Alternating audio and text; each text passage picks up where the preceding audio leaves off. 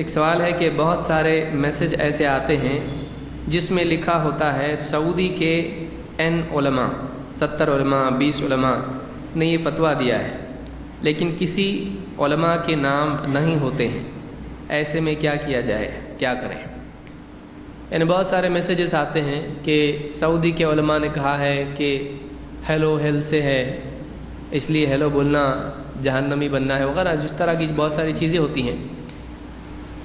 اس میں صحیح بات یہ ہے کہ اگر کوئی آپ کا رشتہ دار دوست سعودی میں رہتا ہے، اس کو آپ فون کر کے کہیں کہ وہاں جو بھی علماء کی کمیٹی ہے جا کے ان سے پوچھ لو کہ یہ واقعی وہاں سے فتویٰ صادر ہوا ہے یا نہیں، اس لیے کہ بہترین طریقہ یہی ہے کہ جہاں سے فتویٰ آیا ہے، اللجنۃ الدائمہ سعودی کی کمیٹی ہے، انٹرنیٹ کے ذریعے سے بھی ان کے فتویٰ معلوم کیے جا سکتے ہیں، یا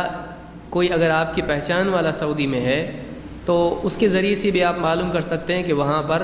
جو بھی علماء کی کمیٹی ہے فون کر کے معلوم کر سکتا ہے کہ ایسا کوئی فتویٰ صادر ہوا ہے یا نہیں۔ اس طرح سے انجانے آدمی کی خبر قبول نہیں کرنا چاہیے کہ علماء نے یہ چیز حلال کی ہے یا علماء نے یہ چیز حرام کی ہے، خاص طور سے اگر پہنچانے والے آدمی کا تقوی معروف نہ ہو۔ اللہ تعالیٰ قرآن کریم میں خود فرماتا ہے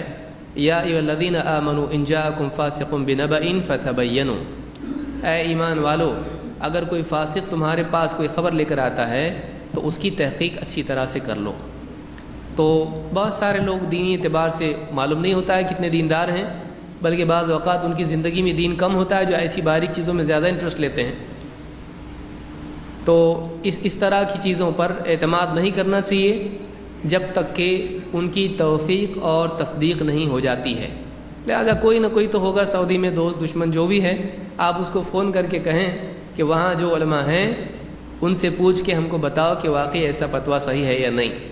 تو ایسا آدمی جو قابل اعتماد ہو اس کے ذریعے سے ہی اس کو قبول کرنا چاہیے۔ کچھ سالوں پہلے آتا تھا سعودی کے مدینہ کے شیخ احمد نے خواب دیکھا،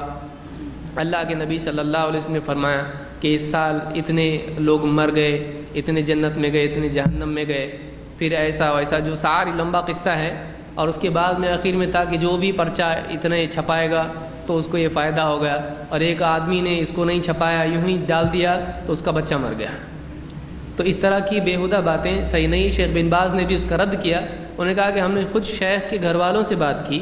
جو وہاں پر تھے، اور ان سے پوچھا، انہوں نے بتایا ہم کو کبھی سے خواب شیخ نے نہیں بتایا، یہ کون نہ جاننا پہچان اس کو شیخ نے بتایا ہے، اس کے پاس کہاں سے ہے؟ تو بہت سارے پرچے اس طرح کے چھپتے ہیں، تو ان پر بھی اعتماد نہیں کرنا چاہیے۔